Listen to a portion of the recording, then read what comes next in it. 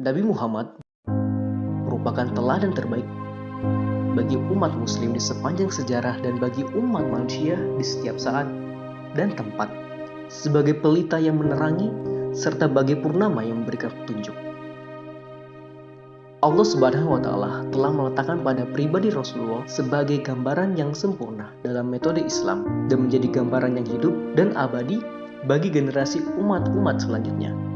Segala yang dilakukan Rasulullah merupakan uswah hasanah bagi kehidupan manusia, karena Muhammad SAW dinyatakan sebagai manusia yang berakhlak mulia. Dan Allah Subhanahu wa Ta'ala menegaskan dalam firman-Nya yang artinya, sesungguhnya telah ada pada diri Rasulullah suri tauladan yang baik bagimu, yaitu bagi orang yang mengharap rahmat Allah dan kedatangan hari kiamat dia banyak menyebut Allah.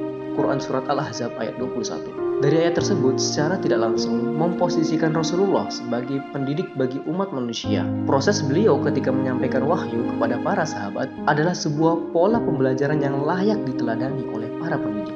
Pola pembelajaran Rasulullah menekankan pentingnya metode yang digunakan untuk mengajar.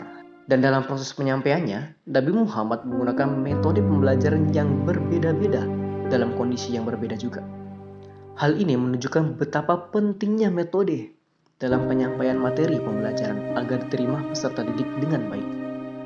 Adapun metode yang digunakan Nabi Muhammad dalam proses pembelajaran yaitu metode kisah, metode ceramah, metode teladan, metode diskusi, metode demonstrasi atau praktek, metode nasihat, dan metode Q&A atau metode tanya jawab.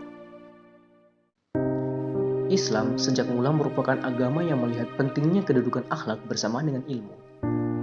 Fungsi akhlak dan ilmu, keduanya tidak dapat dipisahkan dalam membentuk masyarakat muslim yang ideal. Akhlak yang baik, akhlakul karimah, merupakan syarat mutlak yang menentukan derajat seseorang. Akhlak berkaitan dengan bagaimana seseorang menuntut ilmu dan menerapkannya dalam kehidupan. Seorang muslim yang baik mencintai ilmu tanpa harus bersikap sombong, lantaran telah merasa lebih mengetahui. Dalam konteks inilah, sosok Rasulullah dapat dipandang sebagai figur yang paripurna. Rasulullah telah mencapai puncak keilmuan. Sebagai utusan Allah, beliau mengetahui hukum Al-Quran sampai sedetail-detailnya, kemudian menyampaikan serta menjelaskannya kepada para sahabat. Oleh karena itu, Rasulullah merupakan teladan sekaligus sumber rujukan utama dan pertama bagi segenap kaum muslimin, baik yang hidup sezaman dengannya maupun generasi-generasi kemudian.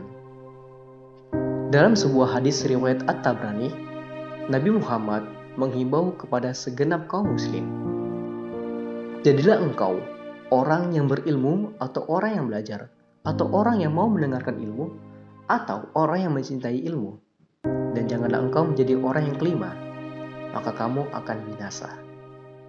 Rasulullah menumbuhkan dan mengembangkan sunnah sebagai referensi bagi kehidupan umat manusia hingga akhir zaman.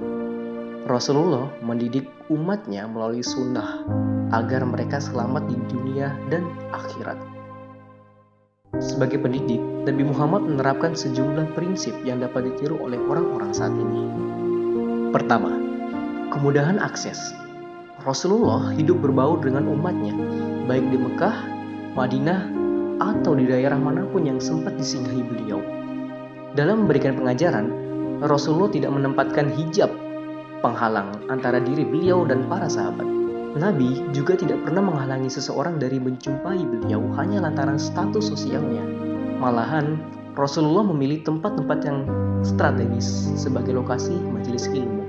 Rasulullah sempat memakai rumah seorang sahabatnya yaitu Al-Arqam sebagai tempatnya mengajarkan Al-Quran ketika di Mekah. Tidak jarang, di rumah Nabi sendiri yang menjadi lokasi majelis ilmu tersebut. Ketika Islam mulai kukuh, utamanya selama di Madinah, masjid menjadi lokasi yang lebih kerap dipilih Nabi sebagai tempatnya mengajarkan Al-Quran serta menyampaikan pesan-pesan. Kedua, keanekaan peran. Kadangkala, Rasulullah tidak cukup hanya berperan sebagai pendidik. Sering pula, beliau menjalankan fungsi selaku hakim, pemberi saran, atau pemimpin yang memberikan instruksi. Ini semua bergantung pada konteks keadaan dan persoalan yang sampai kepadanya.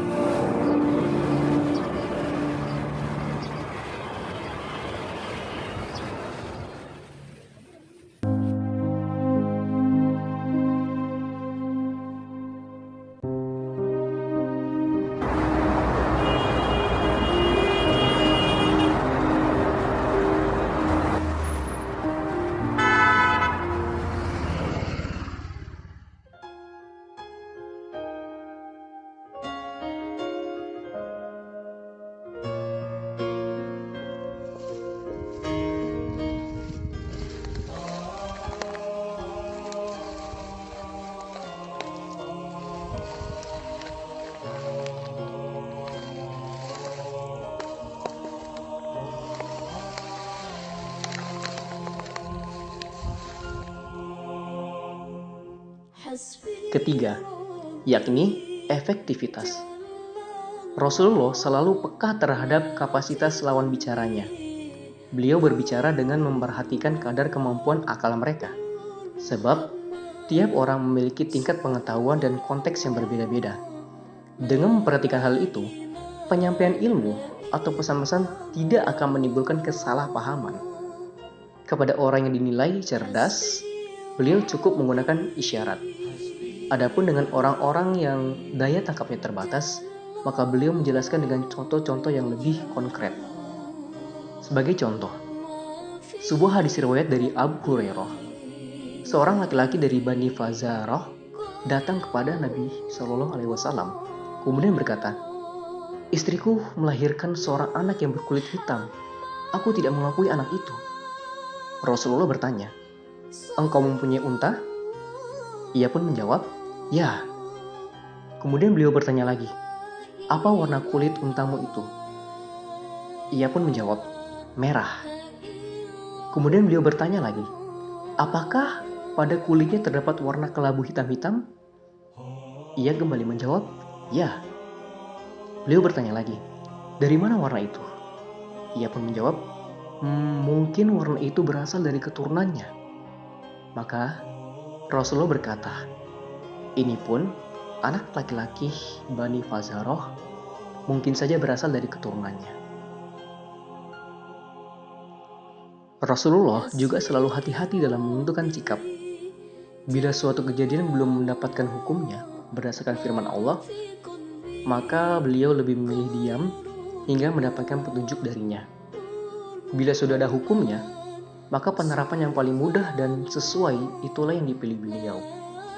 Dalam sebuah hadis yang terhimpun Musnad Imam Ahmad, Rasulullah bersabda, "Ajarkanlah, permudahlah, dan jangan mempersulit." Keempat, kesabaran. Hal ini terutama berkaitan dengan cara Al-Quran diturunkan Allah kepada Nabi melalui malaikat Jibril. Kitab suci ini sampai secara berangsur-angsur, tidak seketika utuh turun kepada Nabi Muhammad. Oleh karena itu, Rasulullah mengajarkan Al-Quran dan menerapkannya seiring dengan tahapan-tahapan turunnya Al-Quran. Proses pengajaran ini memerlukan waktu yang panjang dan daya juang yang tinggi. Kelima, hubungan yang erat.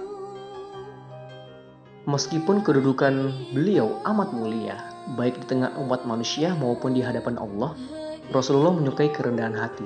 Sebab, itulah kunci untuk menjalin komunikasi dan relasi yang baik dengan siapapun. Dengan demikian, pengajaran ilmu pengetahuan akan lebih diterima dengan simpati dan mendapatkan khalayak yang semakin luas.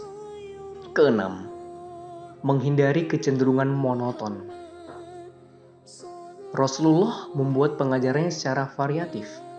Selain untuk mengelak dari kebosanan, cara ini juga berfungsi membuat para pendengarnya lebih terkesan.